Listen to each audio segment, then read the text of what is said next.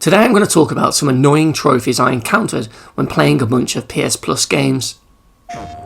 First up is Deliver Us Mars, and this one actually had two annoyingly BS trophies, and they were both gold trophies. Cats always land on their feet, and quick like a cat, and these two trophies required you to do a speed run of a certain section of the level, and to be honest, this game is just not built for that because the platforming in this game is floaty at best, and that's not because we're just on Mars.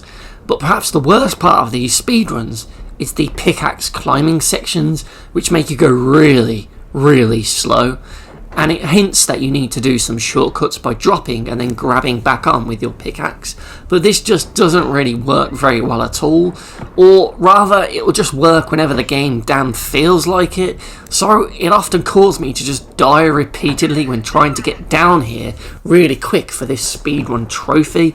Sometimes the game would just lock on and the character would grab the wall, and other times she would just fall to her death. Once you get down that bit though, the rest is easy, as it's just a simple drop down a few ledges and then a sprint to the door. But even when you try and go down areas where you think you can slide, you'll still end up dead. And my god, don't even bother trying to just climb down slowly, because you just won't be quick enough. Worst of all, you can't just restart, so you have to reload the chapter and start from the very beginning of that chapter to get back to where this speedrun trophy occurs.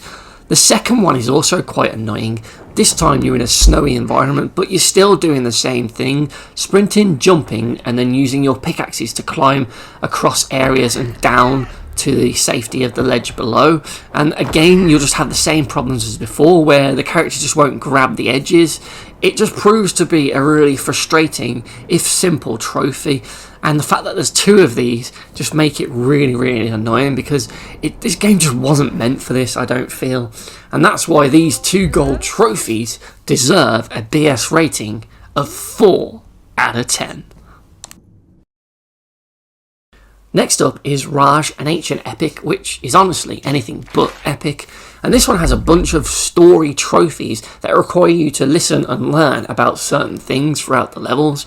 And this is done by basically just standing still and pressing square to interact with a wall, and then listening to some guy just narrate a story based on the paintings that you're staring at. So it just leaves you standing there for like upwards of a minute or more, multiple times throughout a level, to learn the whole story. This was just so tedious, and the fact that there were multiple trophies for multiple different stories that you have to learn and come across in several levels of this game just made this a real grind to get through. It would have been better if it was just one story bit that you listen to in a level and then you get the trophy, but no, this game makes you go and stand up against 5 or 6 kind of paintings in a single level, listening to a segment of the story on each painting, which will probably last around 1.5 minutes each time. So the whole story will probably take you around 6 minutes of gameplay where you're doing nothing but just standing there waiting for this audio clip to finish so that you can move on and trigger the next one and keep doing that until you get the trophy.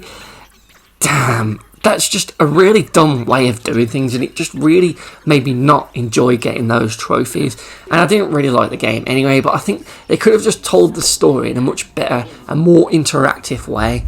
So that, for me, is why these trophies in RAJI and Ancient Epic deserve a BS rating of 7 out of 10.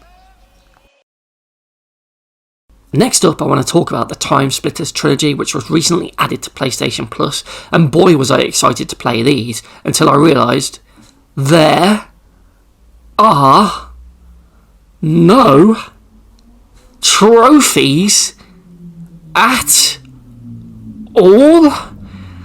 Oh, what were they thinking? Let's hope they get patched soon, but for now, it's a 10 out of 10. Tomb Raider Legend was another game I was looking forward to playing on PS Plus Premium, though the History Buff trophy for listening to all of the tales of King Arthur in the museum level was originally glitched at launch, which meant that I wouldn't get the Platinum trophy during my playthrough of the game. Now thankfully they did later patch this to fix this trophy, enabling everyone to unlock it and the Platinum. But yeah, this one was another annoying one because again it was another story one like in RAJI, an ancient epic where you just stand there and listen to these speakers as they tell you a story, and that's why it gets a 1 out of 10. Okay, so the next game I'm going to talk about is Tales of Kenzera Zal, and it's the Law of the Land trophy for getting all of the codex entries. So I played through this game trying to get everything as I went along, but there were a few things that I didn't manage to find throughout my first playthrough, and after defeating the final boss of the game and completing the story, I was put back just before that and had to just hunt around for all the remaining things I'd missed in the levels while doing this. I then realised that I didn't get all of the codex entries, even though I'd got all of them on the map. So I was just wondering, how the hell did I miss these last few? And I just thought that the trophy had glitched and it just didn't count any of them. So I spent even more time doing another lap of the whole entire map until I realised that the ones I had missed are the ones you get from the final boss fight, because after completing the game and it puts you back before you've done that fight, so then you've never actually gotten those codex entries. Well, that is so dumb. So again, I had to fight the final boss again to get those trophies, so that's why this annoying one gets a simple 2 out of 10 on the BS rating. Resistance Retribution was a really cool PSP game, but the Soft Spot trophy was just an absolutely pointless one that was just a total waste of time, as it required you to use a specific gun 100 times, but all that amounted to was simply firing 100 bullets with the weapon, and as soon as you'd done that, the Soft Spot Gold trophy would unlock. A gold trophy for firing 100 bullets of a weapon. That is so pointless, it's absolutely BS. What were they thinking there? Now we move on to Immortals of AVEUEM, which was a really fun first-person magic shooter, but unfortunately it has a bunch of missable trophies during its platinum journey, and they're all tied to these missable conversations that you have to have with certain characters in this sort of base hub worlds in between your missions. And these are really annoying because you have to have multiple conversations and ask multiple questions to these characters at multiple times throughout the game, and if you happen to miss one, you wouldn't be able to have that specific conversation with them later on, which meant that you would just lock yourself out of these trophies.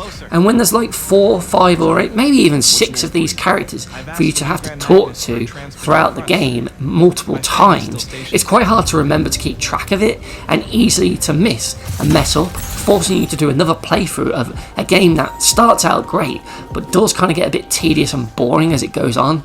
So that's why these missable story trophies get a BS rating of 8 out of 10.